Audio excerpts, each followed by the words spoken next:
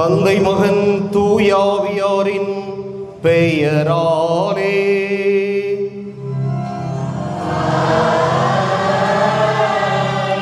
நம் ஆண்டவராகிய இயேசு கிறிஸ்துவின் அருளும் கடவுளின் அன்பும் தூயாவியாரின் நட்புறவும் உங்கள் அனைவரோடும் இருப்பதாக.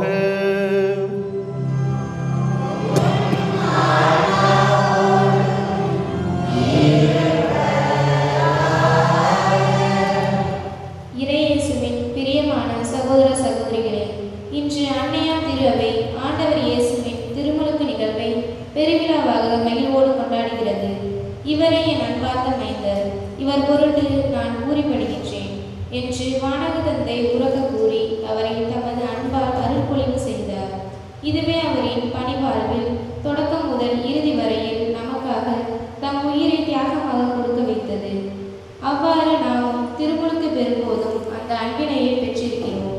நாமும் இயேசுவை போல் அன்பை விதைக்கிறோமா என்ற சிந்தனையோடு இந்த கல்வாரி பலியினில் இணைவோம் வாரே. அன்புமிக்க சகோதர சகோதரிகளே, நம் திருமுழுக்கின் நினைவாக நம்மீது தெளிக்கப்படும் தமது படைப்பாகிய இந்த தண்ணீரை புனிதப்படுத்தி அருளுமாறு நம் கடவுளாகிய ஆண்டவரை கெஞ்சி மன்றாடுவோமாக. அவரே நமக்கு உதவி அளித்து நாம் பெற்றுக்கொண்ட தூய ஆவிக்கு உண்மை உள்ளவர்களாய் நிலைத்திருக்க அருள்வாராக. என்றென்றும் உள்ள எல்லாம் வல்ல இறைவா, வாழ்வின் ஊற்றும் தூய்மையின் தொடக்கமுமான தண்ணீரின் வழியாக மக்கள் புனிதம் அடைந்து நிலை வாழ்வின் கொடையை பெற வேண்டும் என்று திருவுளமானீர். இத்தண்ணீரை புனிதப்படுத்தியருட உம்மை வேண்டுகிறோம். ஆண்டவரே, உமது நாளாகிய இன்று உமது அருட்காவலை பெற விரும்புகிறோம். வாழ்வழிக்கும் உமது அருளின் ஊற்றினை எம்மில் புதுப்பித்தருளும். இத்தண்ணீரினால் எங்கள் உள்ளத்தையும் உடலையும் தீமை அனைத்திலிருந்தும் காத்தருள்வீராக. இவ்வாறு நாங்கள் தூய இதயத்துடன் உம்மை அணுகி வரவும் உமது மீட்பை பெற்றுக்கொள்ளவும் தகுதி பெறுவோமாக. எங்கள் ஆண்டவராகிய கிறிஸ்து வழியாக உம்மை மன்றாடுகின்றோம். எல்லாம் வல்ல இறைவா, தண்ணீர் வளம் பெற அதில் உப்பிட வேண்டும் என்று இறைவாக்கினர் எலிசா வழியாக கற்பித்தீர். உமது படைப்பு பொருளாகிய இந்த உப்பை பரிவிரக்கத்துடன் புனிதப்படுத்தியருள உமை தாழ்மையுடன் வேண்டுகிறோம்.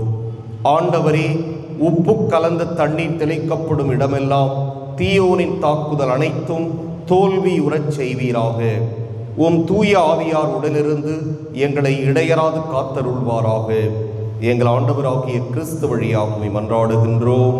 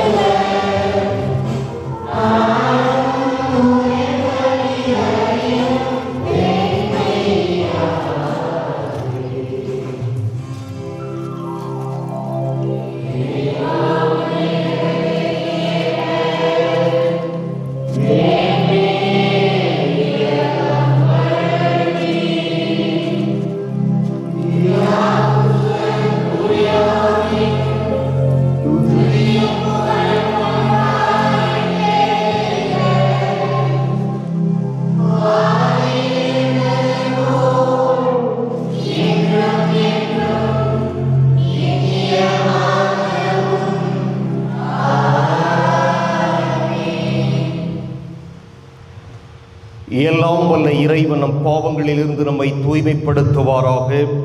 இந்த நற்கருணை கொண்டாட்டத்தின் வழியாக அவர் தம்முடைய ஆட்சியின் விருந்தில் பங்கு கொள்ள நம்மை தகுதி பெறச் செய்வாராக.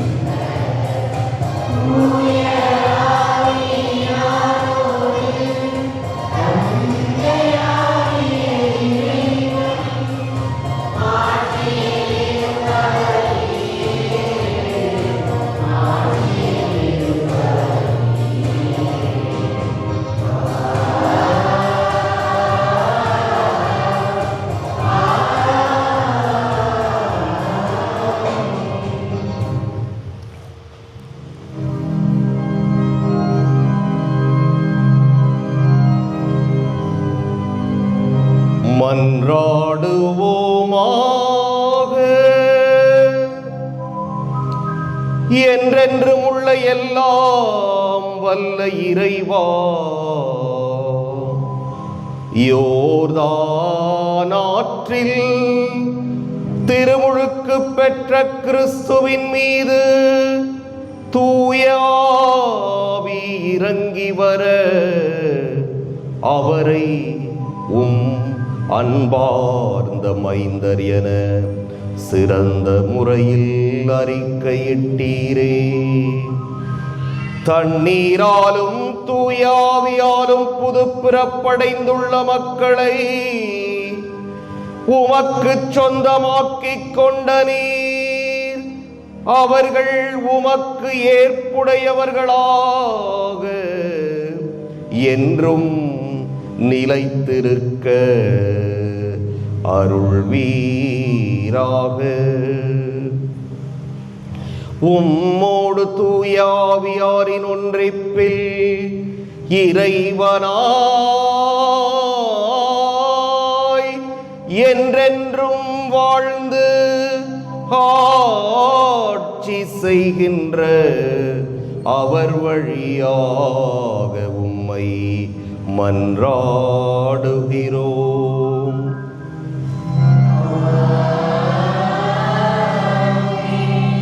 பிற இனத்தாருக்கு நீதியை கொண்டு சேர்க்கவும், அமைதியை நிலைநாட்டவும், காயப்பட்டவர்களுக்கும் நம்பிக்கை இழந்தவர்களுக்கும் இரக்கம் காட்டி மனிதர்களுக்கும் கடவுளுக்கும் இடையே புதிய உறவை ஏற்படுத்துபவர்களே ஆண்டவரின் உண்மையான ஊழியர் என்று எசாயா கூறும் வாசகத்திற்கு கவனமுடன் செவிமடுப்போம். இதோ என் ஊழியர், அவரால் என் நெஞ்சம் பூரிப்படைகின்றது. இறைவாக்கினர் எசாயா நூலிலிருந்து வாசகம்.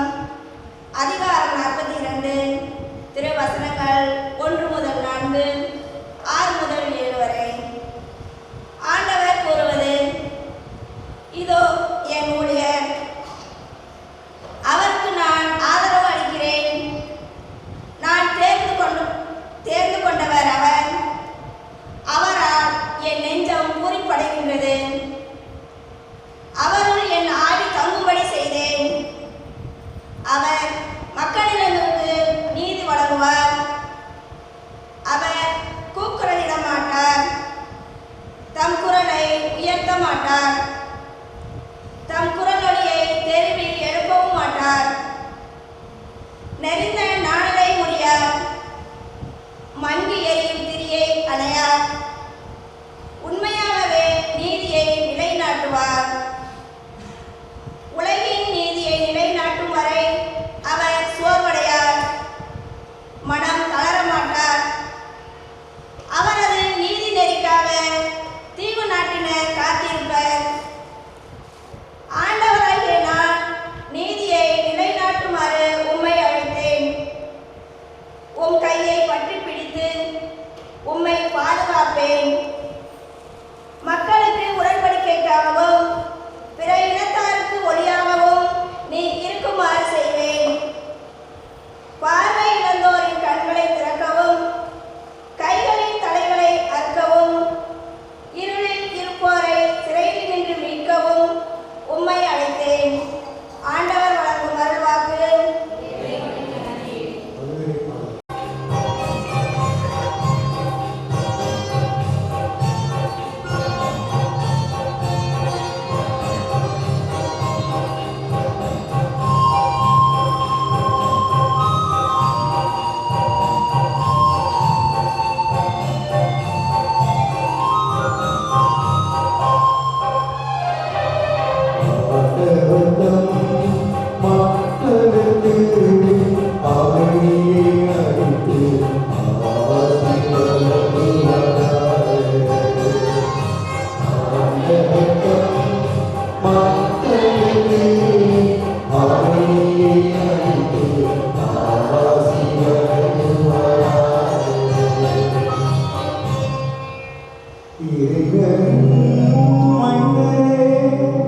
மாற்றியும்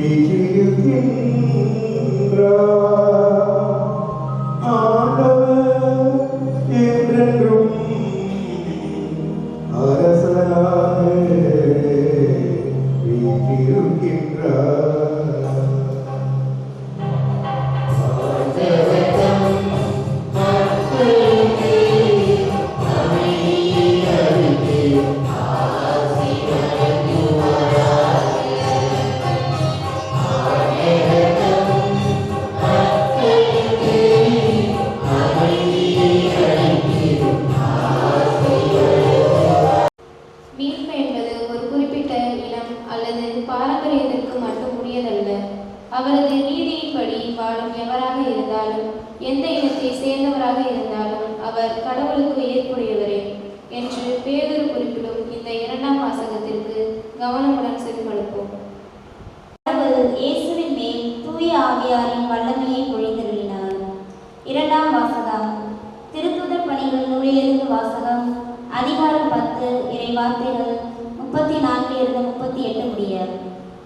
கொர்நேலியு மற்றும் அவரது வீட்டாரை நோக்கி பேதுரு கூறியது: கடவுள் ஆள் பார்த்து செயல்படுவதில்லை என்பதை நான் உண்மையாகவே உணர்கிறேன். எல்லா இனத்தவரிலும் அவருக்கு அஞ்சி நடந்து நேர்மையாக செயல்படுபவரே அவருக்கு ஏற்புடையவர். இயேசு கிறிஸ்து வாயிலாக அமைதி உண்டு என்ற நற்செய்தியை அவர் இஸ்ரேல் மக்களுக்கு அனுப்பினார். அவரே அனைவருக்கும் ஆண்டவர். திருமுழுக்கு பெறுங்கள் என்று யோவான் பறைசாற்றிய பின்பு கலிலேயா முதல் யூதேயா முழுவதிலும் நடந்தது உங்களுக்கு தெரியும். கடவுள் நாசரேத்து இயேசுவின் மேல் தூய ஆவியாரின் வல்லமையை பொழிந்தருளினார். கடவுள் அவரோடு இருந்ததால் அழகியின் கொடுமைக்கு உட்பட்டிருந்த அனைவரையும் அவர் விடுவித்து எங்கும் நன்மை செய்து கொண்டே சென்றார். ஆண்டவரின் அருள்வாக்கு.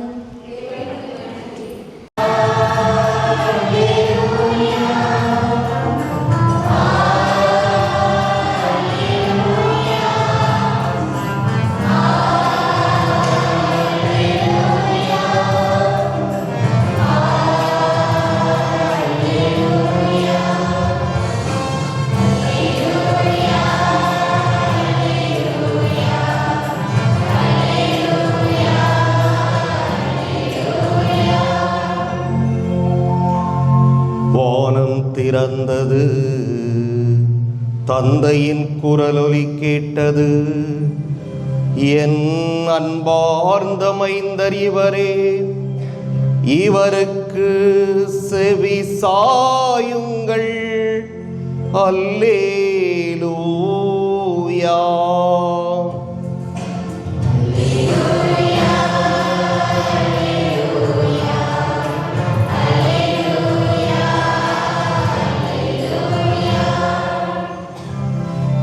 ஆண்டவர் உங்களோடு இருப்பாராக.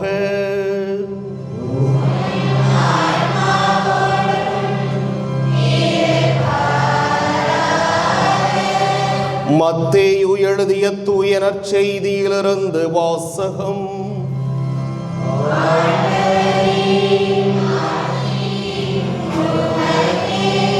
அதிகாரம் 3, இறைவாக்குகள் 13 தொடக்கம் 17 இறுதியாக.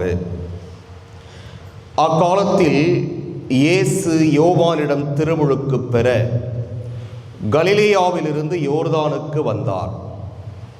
யோவான், நான் தான் உம்மிடம் திருமுழுக்கு பெற வேண்டியவன், நீரா என்னிடம் வருகிறீர் என்று கூறி தடுத்தார்.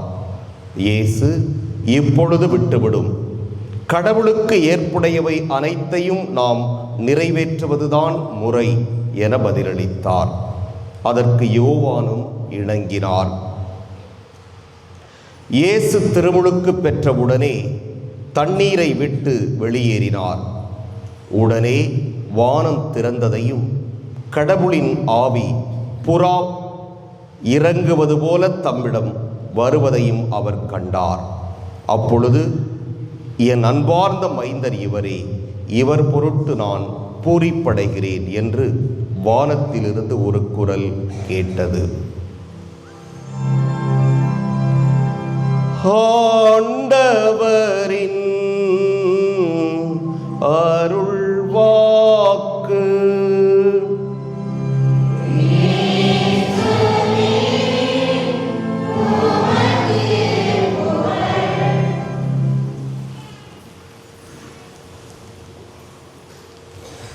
இந்தியாவில் இருக்கிற எந்த மாநிலத்தில் கத்தோலிக்க கிறிஸ்தவர்கள் அதிகமாக வசிக்கிறார்கள்? யாராவது சொல்லுங்கள். கேரளா. ஓகே, கேரளா கிடையாது. அடுத்து மெஜாரிட்டி யாரு? எங்க? ராஜஸ்தான். இல்லை. என்னது? எந்த மாநிலம்? யார் சொன்னது? நாகாலாந்து. நாகாலாந்து. அடுத்து மேகாலயா, அருணாச்சல பிரதேசம். இங்கே எல்லாமே அதிகமாக யார் வாழ்வது? கத்தோலிக்க கிறிஸ்தவர்கள். மேகாலயா மாநிலத்திலே 1800களிலே நடந்த நிகழ்வு இது. ஸ்காட்லாந்து நாட்டிலிருந்து பல துறவற சபையை சார்ந்த குருக்கள் ஆண்டவருடைய நற்செய்தியை ஆதிவாசி மக்களுக்கு எடுத்துரைத்து அவர்களை எல்லாம் இயேசுவின் பக்கம் திருப்புவதற்காக மேகாலயா மாநிலத்திற்கு செல்லுகிறார்கள். அங்கே போய் எவ்வளவோ முயற்சி செய்கிறாங்க இயேசுவின் பக்கம் திருப்புவதற்காக. அவ்வளவு எளிதாக அது நடக்கவில்லை. அதனால் எல்லாம் உட்காந்து பேசுகிறாங்க, என்ன இந்த இடத்துல ரொம்ப கஷ்டமாக இருக்கே இயேசுவை மக்களிடம் கொண்டு போய் சேர்ப்பதற்கு, சரி இன்னும் முயற்சி செய்து பார்ப்போம் என்று முயற்சி செய்கிறார்கள். அதில் ஒரு குரு ஒரு குடும்பத்தை இயேசுவின் பக்கம் திருப்புகிறார். இயேசுவின் பக்கம் திருப்பிட்டார். அவர், அவருடைய மனைவி, அவருடைய 2 மகள்கள், இந்த குடும்பத்தை இயேசுவின் பக்கம் திருப்புகிறார். ஒரு 6 மாதம் 1 வருஷம் ஆகுது. ஒவ்வொரு முறையும் அவர் அந்த குருவிடமிருந்து இயேசுவை பற்றி விளக்கங்களை கேட்டு திருவிவிலியத்தை வாசித்து நன்கு இயேசுவை அறிந்து புரிந்து முழுமையாக அவர் ஏற்றுக்கொள்ளுகிறார். அவர் மட்டுமல்ல, அவருடைய மனைவி, அவருடைய 2 மகள்கள் எல்லோருமே ஏற்றுக்கொள்ள அவர்கள் குடும்பம் கத்தோலிக்க கிறிஸ்தவ குடும்பமாக மாறுகிறது. ஒரு வருஷத்துக்கு அப்புறம்தான் அந்த ஆதிவாசிகளுடைய தலைவனுக்கு இந்த செய்தி எட்டுகிறது. இந்த மாதிரி இந்த இடத்துல ஒரு குடும்பம் 4 பேர் நம்முடைய வழிமுறையை விட்டுவிட்டு அவர்கள் இயேசுவை கிறிஸ்தவத்தை தழுவிக்கொண்டார்கள் என்ற செய்தி அவர்களுக்கு கிடைக்கிறது. உடனே அவர் அந்த ஆதிவாசி தலைவர் வருகிறார் தன்னுடைய படைபலத்தோடு. வந்து அந்த குடும்பத்தை நிற்க வைத்து, நீ இயேசு கிறிஸ்துவை வழிபடக்கூடாது, அவரை வணங்கக்கூடாது, அவருக்கு மரியாதை செலுத்தக்கூடாது, அவருக்கு மீது பக்தி காட்டக்கூடாது. அப்படி நீ செய்தால் உன்னுடைய இந்த 2 மகள்களையும் நாங்கள் இப்பொழுதே கொன்று போட்டு விடுவோம் என்று சொல்லுகிறார்கள். உடனே அவர் சொல்றாரு, பரவாயில்லை, எனக்கு இயேசு இருக்கிறார், நான் அதை பற்றி கவலை இல்லை என்று. அவர் கண் முன்பாகவே அவருடைய 2 மகள்களையும் அவர்கள் கொலை செய்கிறார்கள். மீண்டும் ஒரு முறை அவர்கள் எச்சரிக்கிறார்கள், இப்பொழுதாவது நீ சொல், நான் இயேசுவை மறுதலித்து விடுகிறேன் என்று சொல்லி. அப்பொழுதும் சொல்லுகிறார், நான் இயேசுவை மறுதலிக்கவே மாட்டேன் என்று. அவர் சொல்றாங்க, அப்போ அவருடைய மனைவியையும் நாங்கள் கொன்று விடுவோம் என்று. அவர் பரவாயில்லை, இயேசு இருக்கிறார் என்று அவருடைய மனைவியையும் அவர்கள் கொலை செய்கிறார்கள். இறுதியிலே, இப்பொழுதாவது சொல், உன் உயிரை நீ காப்பாற்றிக்கொள், இயேசு இல்லை, நான் அவரை வணங்க மாட்டேன், வழிபட மாட்டேன் என்று வாக்கு கொடு என்று சொன்னபோது அவர் சொல்லுகிறார், நான் என்னுடைய 2 மகள்களையும் இழந்து விட்டேன், என்னுடைய மனைவியை இழந்து விட்டேன், இனி என்னுடைய உயிர் மட்டும்தான் இருக்கிறது, இவர்களை இழந்துவிட்டு நான் என்ன செய்ய போகிறேன், எனவே எனக்கு இயேசுதான் வேண்டும் என்று சொன்னபோது அவரும் கொலை செய்யப்படுகிறார். இந்த நிகழ்ச்சி இத்தோடு முடியவில்லை. இந்த நிகழ்ச்சி முடிந்து ஒரு சில மாதங்கள் கழித்து அந்த ஆதிவாசிகளுடைய தலைவர் ஒரு நாள் உறங்கிக் கொண்டிருக்கும் போது திடீரென்று அவருடைய மனதிலே ஒரு சாதாரண மனிதன், தன்னுடைய மனைவி, 2 பிள்ளைகள், இவர்கள் இயேசுவுக்காக தன்னுடைய உயிரையே அவர்கள் கொடுக்கிறார்கள் என்றால் இந்த இயேசு என்கிறவர் யார்,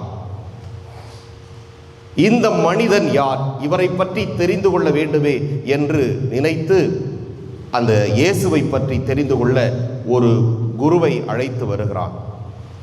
அவர் இயேசுவை பற்றி சொல்லுகிறார், திருவிவிலியத்தை கொடுக்கிறார், வாசிக்கிறான். வாசித்த பிறகுதான் அவனுக்கு புரிகிறது, இப்படிப்பட்ட ஒரு மாபெரும் கடவுளுக்காகவா, கடவுளின் மகனுக்காக இவர்கள் தன்னுடைய உயிரை கொடுத்திருக்கிறார்களே, எவ்வளவு புண்ணியம் செய்தவர்கள், நிச்சயமாக இது இயேசு கிறிஸ்துவுக்காக இவர்கள் உயிரை கொடுத்திருக்கிறார்கள் என்றால் இவர் வல்லமையும் ஆற்றலும் படைத்தவர், எனவே நானும் இனிமேல் கிறிஸ்தவத்தை தழுவிக்கொள்வேன் என்று ஆதிவாசிகளுடைய தலைவன் கிறிஸ்தவராக மாறுகிறான். அதில் தொடங்கி அப்படியே அந்த வடகிழக்கு பகுதி முழுவதுமே கொஞ்சம் கொஞ்சமாக எல்லோருமே கிறிஸ்தவர்களாக மாறியதாக வரலாறு சொல்லுகிறது. இறை இயேசுவில் அன்புக்குரிய சகோதர சகோதரிகளே, இந்த நிகழ்விற்கும் இன்றைய திருவிழாவிற்கும் என்ன தொடர்பு இருக்கிறது என்று நீங்கள் கேட்கலாம். இன்றைய திருவிழாவானது என்ன திருவிழா? இயேசுவினுடைய திருமுழுக்கு பெருவிழா இன்று நாம் கொண்டாடுகிறோம். ஏன் இதை ஒரு விழாவாக, பெருவிழாவாக நாம் கொண்டாடுகிறோம்?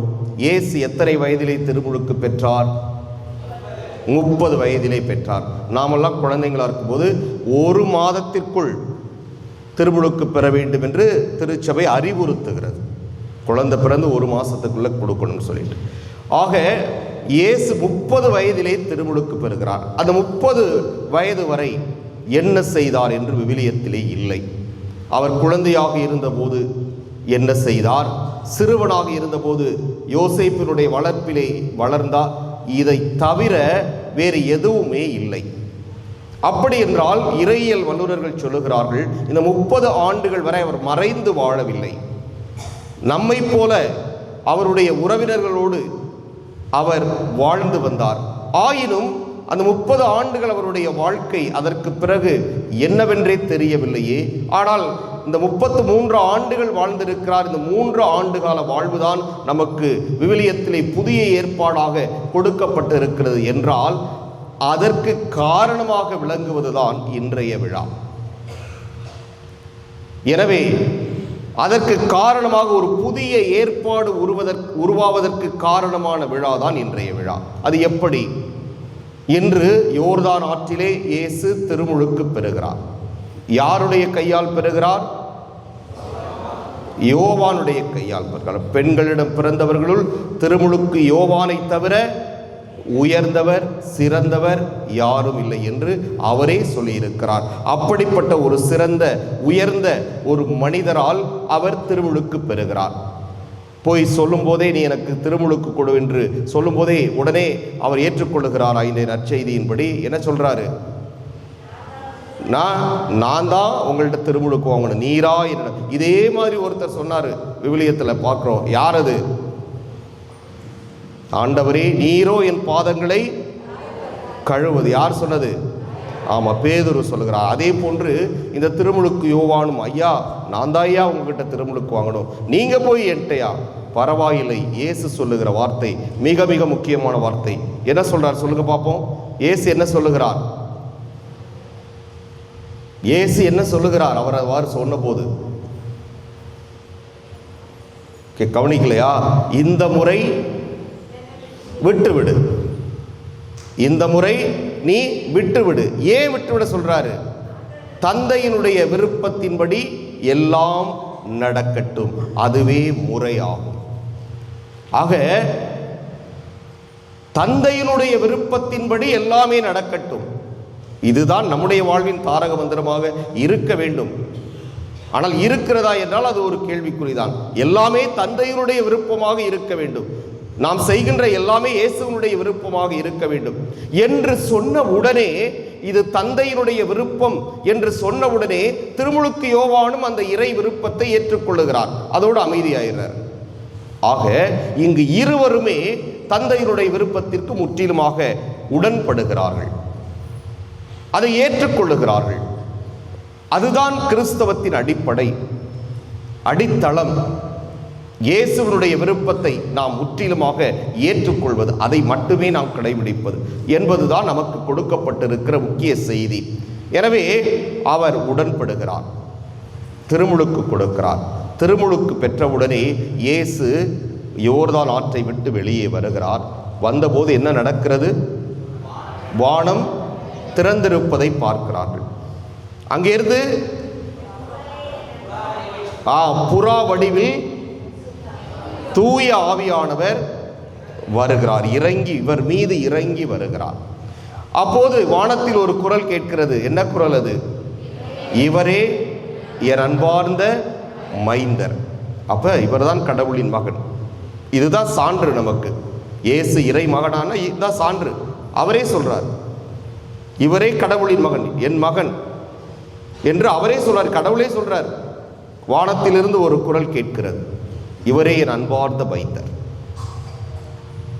இவர் பொருட்டு நான் பூரிப்படைகிறேன் என்று சொல்லுகிறாரே. அந்த தருணம்தான் இயேசுவனுடைய வாழ்விலே அந்த 30 ஆண்டு காலம் தான் எதற்காக வாழ்ந்தோ, ஏன் வாழ்ந்தோ என்று தெரியாதிருந்தது. அப்பொழுதுதான் அவருக்கு தெரிய வருகிறது, நாம் கடவுளின் மகன், இறை மகன். இந்த மக்களுக்காக பணி செய்வதும், இவர்களுக்காக பாடுகள் படுவதும், இவர்களுக்காக துன்பத்தை ஏற்பதும், இவர்களுக்காக சிலுவையை தூக்குவதும், அந்த சிலுவையிலே இவர்களுக்காக மரிப்பதும் இறப்பதும், இவை எல்லாமே இந்த மக்களை மீட்பதற்காக நாம் செய்வதற்காகத்தான் தந்தை இந்த உலகிற்கு அனுப்பி வைத்திருக்கிறார் என்று தூய ஆவியானவர் வடிவிலே இயேசுவுக்கு உணர்த்தப்பட்ட தருணம்தான் இந்த தருணம். அதற்கு பிறகுதான் அவர் தன்னுடைய பொது வாழ்வை, அதுவரை யாருக்கும் புலப்படாத ஒரு சமுதாயத்திலே நாம் எல்லாம் எப்படி இருக்கிறோமோ அதுபோன்று ஒரு சாதாரண மனிதராக இருந்தவர். அந்த சூழ்நிலையில் இருந்துதான் அவர் தந்தையினுடைய விருப்பத்தை தன்னுடைய பணிவாழ்வின் வழியாக வெளிப்படுத்த ஆரம்பிக்கின்றார். 3 ஆண்டுகள். எனவேதான் அந்த 3 ஆண்டுகள் நமக்கு திருவிவிலியத்திலே புதிய ஏற்பாடாக கொடுக்கப்பட்டிருக்கின்றது. அந்த இயேசுவிற்கு பிறகு அந்த 3 ஆண்டுகள் பணிவாழ்வு இப்பொழுதுதான் அவருக்கு உணர்த்தப்படுகிறது. எனவே அப்படிப்பட்ட இயேசு கிறிஸ்துவை தழுவிக்கொள்வதிலே நாம் பெருமைப்பட வேண்டும். நாம் ஏற்கனவே அவரை தழுவிக்கொண்டு விட்டோம், அவரை நாம் பின்பற்றி கொண்டிருக்கிறோம், அவருக்காக நாம் வாழ்ந்து கொண்டிருக்கிறோம். இருப்பினும் நாம் எல்லோருமே மனிதர்கள். அவர் சொன்னார், தந்தையினுடைய விருப்பத்தின்படியே விட்டுவிடு என்று. அதன்படி நாம் இறைவனின் விருப்பப்படி, இயேசுவனுடைய விருப்பப்படி வாழ நமக்கு கடமை இருக்கிறது. ஆனாலும் நம்முடைய மனித பலவீனங்களினால், சுயநலத்தினால் நாம் பல்வேறு சமயங்களிலே அதை நிறைவேற்றுவது கிடையாது. நாம் இறை விருப்பத்தை விட நம்முடைய விருப்பத்திற்கு, தன்னுடைய விருப்பத்திற்கு நாம் அதிக முக்கியத்துவம் கொடுப்பதால் தான் இந்த உலகிலே பல்வேறு விதமான சிக்கல், பிரச்சனை, உயிரிழப்பு, சொத்து இழப்பு, உரிமை இழப்பு என்று எல்லா இழப்புகளையும் நாம் சந்திக்கின்றோம் என்றால் மனிதரிடம் வந்த அந்த சுயநலம். எனவே இந்த சுயநலத்தை வென்று தான் என்ற அகந்தையை விட்டு வெளியே வர வேண்டும் என்றால் இந்த திருமுழுக்கு யோவானும் நம் ஆண்டவர் இயேசு கிறிஸ்துவும் தந்தையினுடைய விருப்பத்திற்காக தன்னையே முற்றிலும் கையளித்து வாழ்ந்ததைப் போல நாமும் இருந்தோம் என்றால் நாம் மற்றவர்களுக்கு ஒரு கடவுளாக தெரிவோம். நாமும் மற்றவர்களுக்கு நம்முடைய வாழ்வு வழியாக இறைவனை வெளிப்படுத்த முடியும், கடவுள் தன்மையை வெளிப்படுத்த முடியும், இறைத்தன்மையை வெளிப்படுத்த முடியும். நாம் ஒருபோதும் இறைவனாக மாற முடியாது, கடவுளாக மாற முடியாது, இயேசுவாக மாற முடியாது. ஆனால் இறைத்தன்மையையும் கடவுள் தன்மையையும் புனிதத்தையும் மற்றவர்களுக்கு நாம் உணர்த்த முடியும் நம்முடைய வாழ்வின் வழியாக. அதன் வழியாக ஒவ்வொருவரும் இயேசுவை உணர்ந்து கொள்வார்கள், இறைத்தன்மையை அவர்கள் உணர்ந்து கொள்வார்கள். எனவே நம்முடைய வாழ்வின் வழியாக நாம் வெளிப்படுத்த வேண்டும் இயேசுவையும் திருமுழுக்கு யோவானையும் போல என்பதுதான் நமக்கு இன்று வழங்கப்படுகின்ற செய்தியாக இருக்கிறது. எனவே கிமு கிபி என்று நாம் பார்க்கிறோமே, இந்த கிறிஸ்துவிற்கு பிறகுதான் புதிய ஏற்பாடு வருகிறது. அதுபோல நம்முடைய வாழ்விலும் நாம் நம்முடைய பழைய வாழ்க்கையை களைந்துவிட்டு இயேசுவுக்கு ஏற்றதொரு புதிய வாழ்வை தெரிந்து கொள்வதில் நாம் முனைப்பு காட்ட வேண்டும். ஆமென். எழுந்து நின்று நம்முடைய விசுவாசத்தை அறிக்கையிடுவோம்.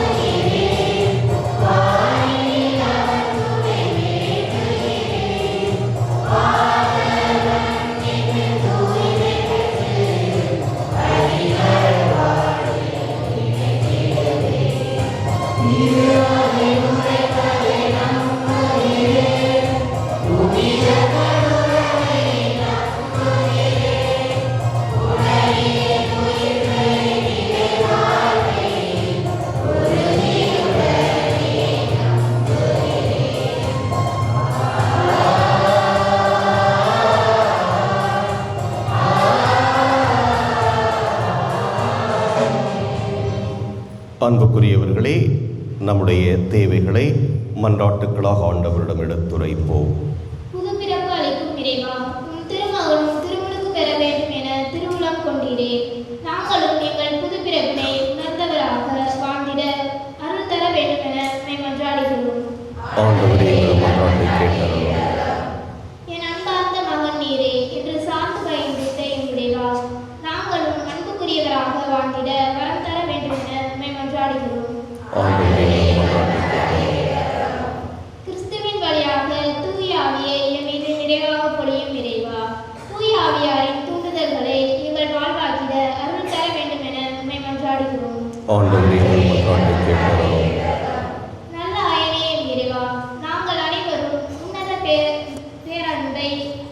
மேய்ச்சலில் கருத்தாய் வாழ்ந்திட வரம் தர வேண்டும் என உம்மை மன்றாடுகிறோம்.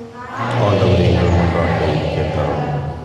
நம்முடைய தனிப்பட்ட தேவைகளை அமைதியாக ஆண்டவரிடம் எடுத்துரைப்போம்.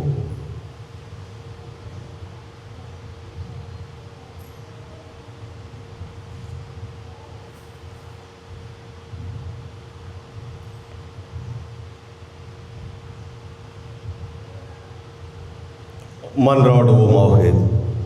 எங்கள் புகலிடமும் பலவுமாக இறைவா, எங்களிடம் இறை உணர்வை தூண்டி எழுப்புகிறவர் நீரே.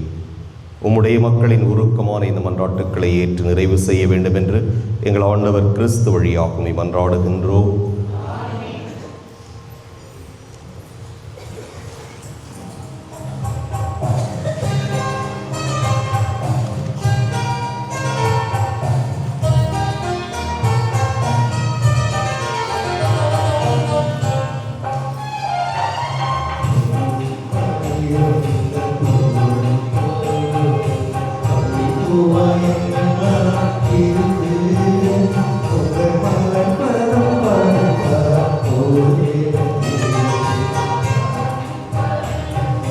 ஆண்டவரே, அனைத்துலக நிறைவானில் வாழ்த்துப் பெறுவீராக. இந்த வல்லன்மையிலிருந்து நாம் இந்த அப்பத்தை பெற்றுள்ளோம். நிலத்தின் விளைவு மனித உழைப்பின் பயணமான இந்த அப்பத்தையும் ஒப்புக்கொடுக்கின்றோம். இது எங்களுக்கு வாழ்வடைக்கும் அப்பமாக மாறும். இறைவன் என்று வாழ்த்துப் பெறுவாராக.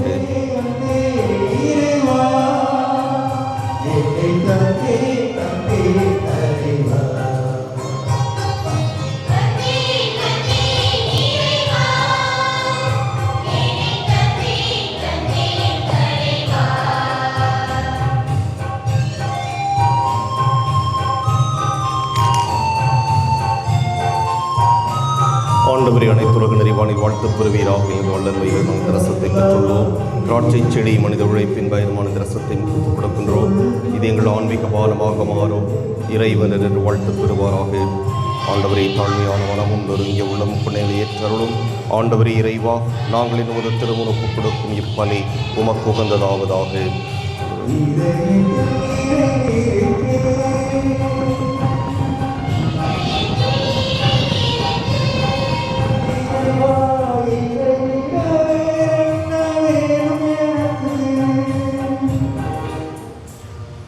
சகோதர சகோதரிகளே, என்னுடையதும் உங்களுடையதுமான இப்பலி எல்லாம் வல்ல தந்தையாக இறைவனுக்கு ஏற்றதாகும்படி மன்றாடுங்கள்.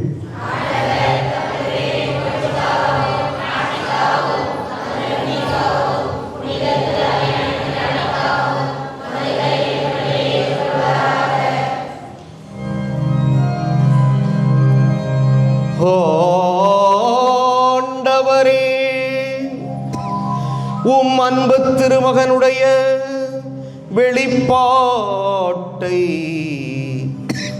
கொண்டாடும் நாங்கள் கொண்டு வந்துள்ள இக்காணிக்கைகளை ஏற்றருளும். அவர் மனமிறங்கி உலகின் பாவங்களை கழுவ திருவுளம் கொண்டதால் உம் நம்பிக்கையாளரின் காணிக்கை அவரது பலியாக மாறுவதாக.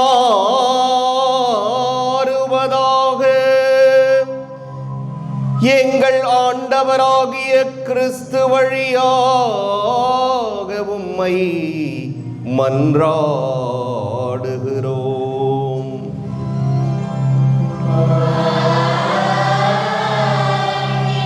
ஆண்டவர் உங்களோடு இருப்பாராக.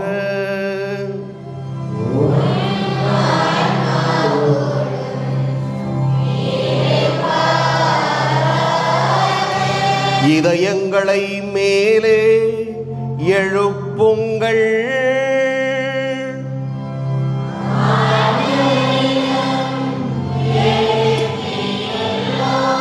நம் இறைவனாகிய ஆண்டவருக்கு நன்றி கூறுவோம்.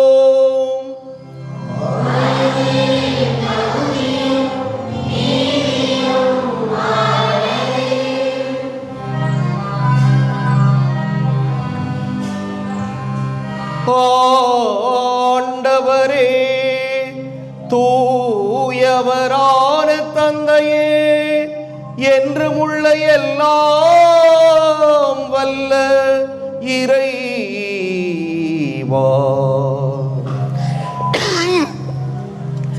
எந்நாளும் எவ்விடத்திலும் நாங்கள் உமக்கு நன்றி செலுத்துவது மெய்யாகவே தகுதியும் நீதியும் ஆகும், எங்கள் கடமையும் மீட்புக்கு உரிய செயலுமாகும்.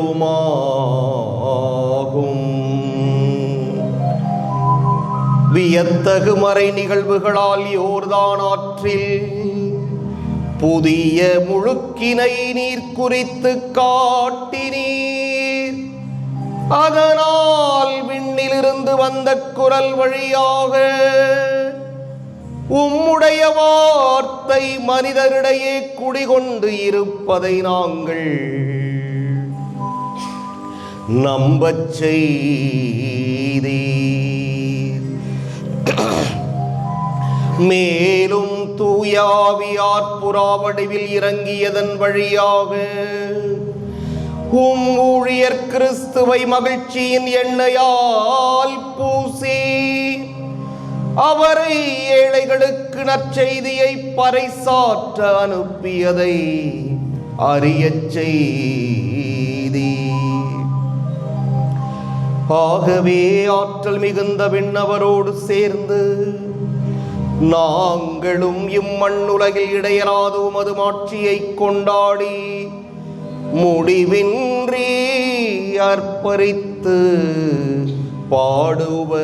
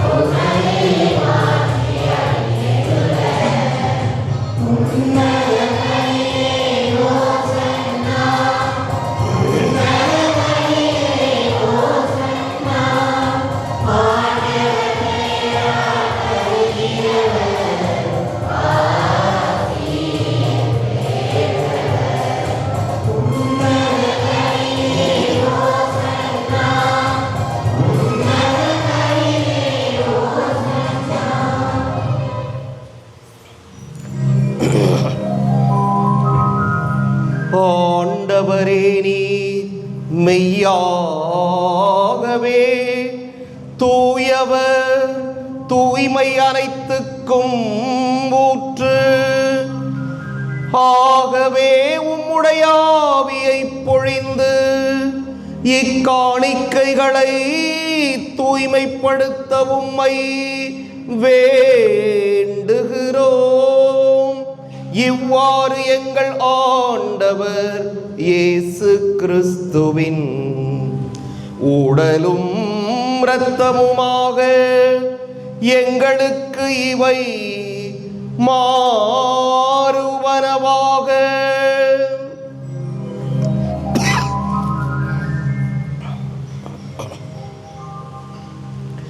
அவர் பாடுபட உளம் கனிந்து தம்மை கையளித்த போது அப்பத்தை எடுத்து நன்றி செலுத்தி அதை பெற்று தம் சீடர்களுக்கு அளித்து கூறியதாவது: அனைவரும் இதிலிருந்து பெற்று உண்ணுங்கள், ஏனெனில் இது உங்களுக்காக கையளிக்கப்படும் என் உடல்.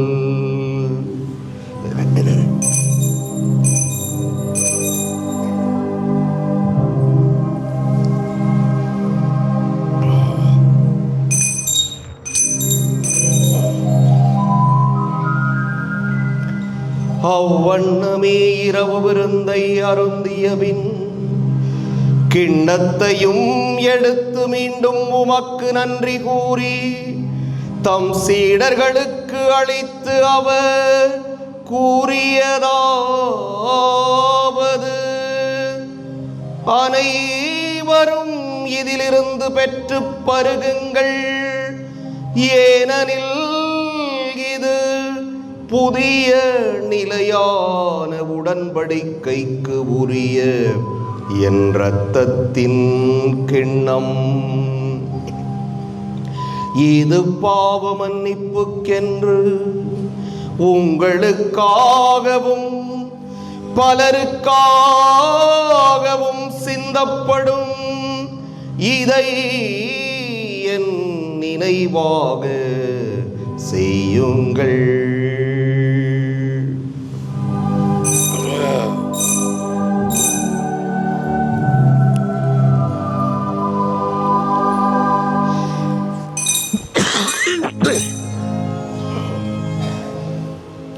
நம்பிக்கையின் மறைபொருள்.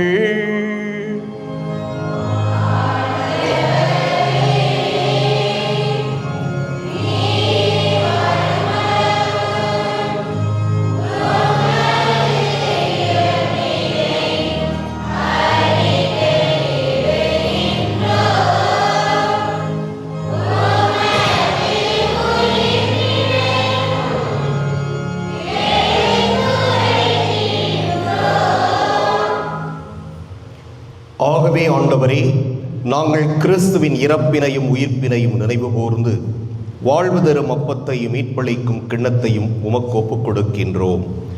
உம் திருமுன் நின்று உமக்கு ஊழியம் புரிய தகுந்தவர்கள் என எங்களை ஏற்றுக்கொண்டீர். எனவே உமக்கு நன்றி செலுத்துகிறோம். மேலும் கிறிஸ்துவின் உடலிலும் இரத்தத்திலும் பங்கு கொள்ளும் எங்களை தூய ஆவியார் ஒன்று சேர்க்க வேண்டும் என உம்மை தாழ்மையுடன் மன்றாடுகின்றோம். ஆண்டவரே, உலகெங்கும் பரவியிருக்கும் ஒரு திரு அவையை நினைவு கூர்ந்தருளும். எங்கள் திருத்தந்தை லியோ, எங்கள் ஆயர் சகாயராஜ், எல்லா திருநிலையினராகிய அனைவரோடும் உமது திரு அவை அன்பில் நிறைவு பெறச் செய்தருளும். மேலும் உயிர்த்தெழும் எதிர்நோக்குடன் துயில் கொள்ளும் எங்கள் சகோதரர் சகோதரிகளையும் இறந்தோர் அனைவரையும் இரக்கத்துடன் நினைவு கூர்ந்து உமது திருமுக ஒளியினுள் ஏற்றருளும். எங்கள் அனைவர் மீதும் இரக்கமாயிரும். கடவுளின் கன்னித்தாயான புனித மரியா, அவருடைய கணவரான புனித யோசேப்பு, புனித திருத்தூதர்கள், இவ்வுலகில் மக்குகந்தவராய் இருந்தோராகிய புனிதர் அனைவருடனும் நாங்கள் நிலை வாழ்வில் பங்கு கொள்ளும் தகுதி பெற்று உம் திருமகன் இயேசு கிறிஸ்து வழியாக உம்மை புகழ்ந்தேத்தும் வரமருள உம்மை மன்றாடுகிறோம்.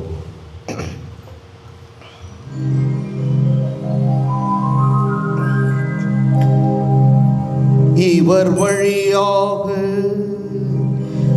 இவரோடு இவரில் எல்லாம் வல்ல இறைவனாகிய தந்தையே, தூய ஆவியாரின் ஒன்றிப்பில் எல்லா புகழும் மாட்சியும் என்றென்றும் உமக்கு உரியதே.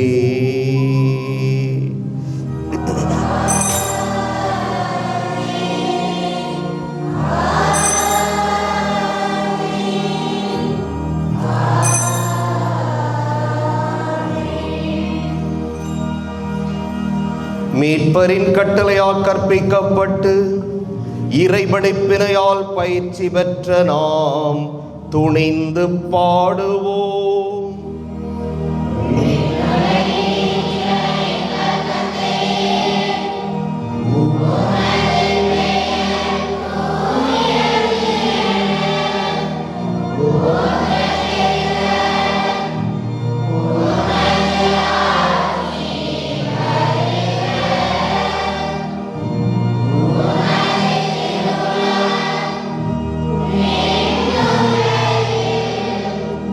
Yeah.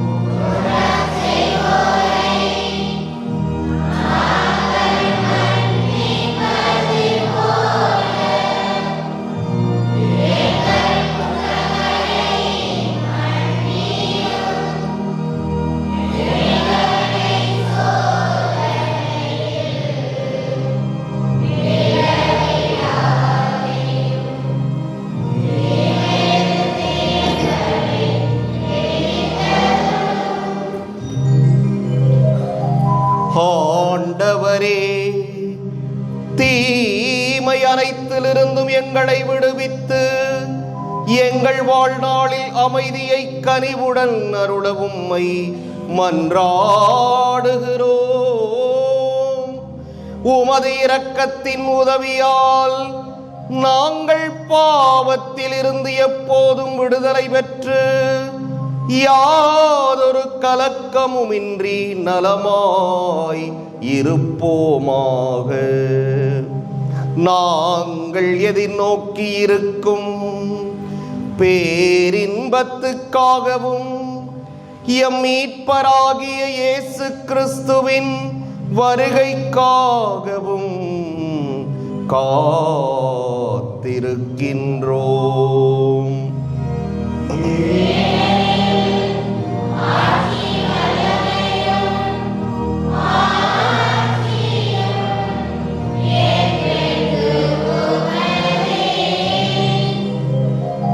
ஆண்டவரே இயேசு கிறிஸ்துவே, அமைதியை உங்களுக்கு விட்டுச் செல்கிறேன், என் அமைதியையே உங்களுக்கு அளிக்கின்றேன் என்று உம் திருத்தூதர்களுக்கு மொழிந்தீரே. எங்கள் பாவங்களை பாராமல் உமது திரு அவையின் நம்பிக்கையை கண்ணோக்கி உமது திருவுளத்துக்கு ஏற்ப அதற்கு அமைதியையும் ஒற்றுமையையும் அளித்தருள்வீராக. என்றென்றும் வாழ்ந்து ஆட்சி செய்கின்றவர் நீரே.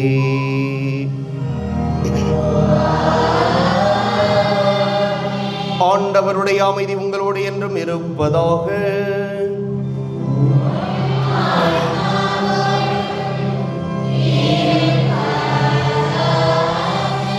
ஒருவருக்கொருவர் அமைதியை பகிர்ந்து கொள்வோம்.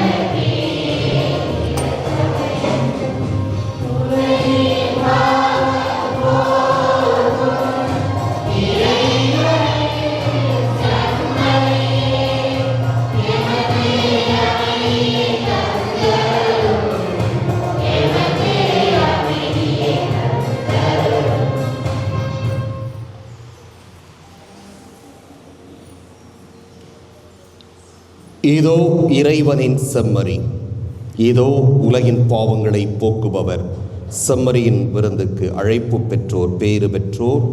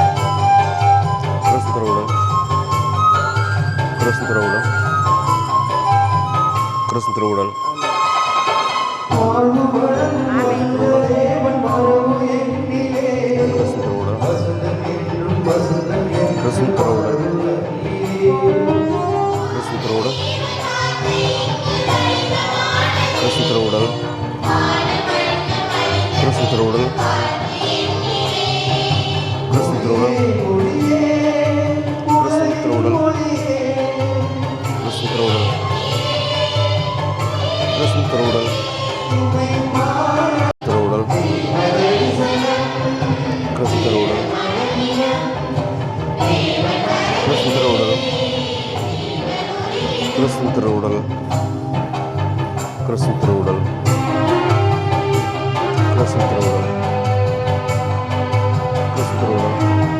கிறிஸ்து திருவுடல், கிறிஸ்து திருவுடல்,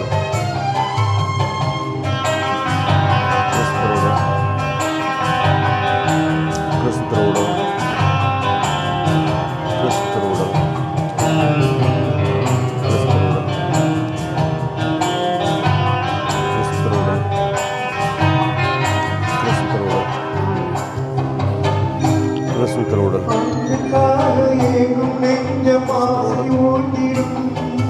கிறிஸ்து திருவுடல்,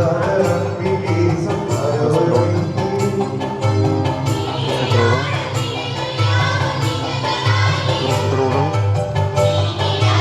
கிறிஸ்து திருவுடல், கிறிஸ்து திருவுடல், ஏதோ நான் கண்டேன், சான்று பகர்ந்தேன், ஏனெனில் இவரே இறைமகன் என்று யோவான் இவரை பற்றி கூறினார். ஆண்டவரே, புனித கொடைகளால் நிறைவு பெற்ற நாங்கள் உமது கனிவை பணிவுடன் வேண்டுகிறோம்.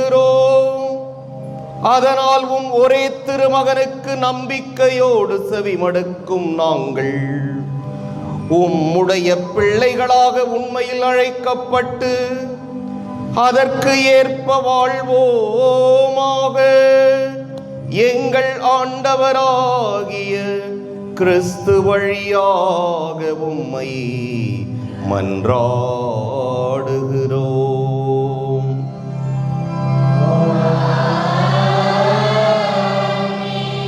ஆண்டவர் உங்களோடு இருப்பாராக.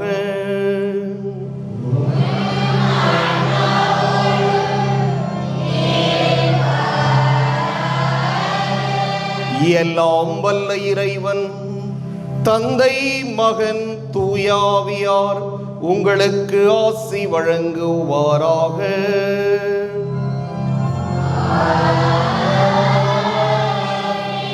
சென்று வருவோம். திருப்பலி நிறைவேறிற்று.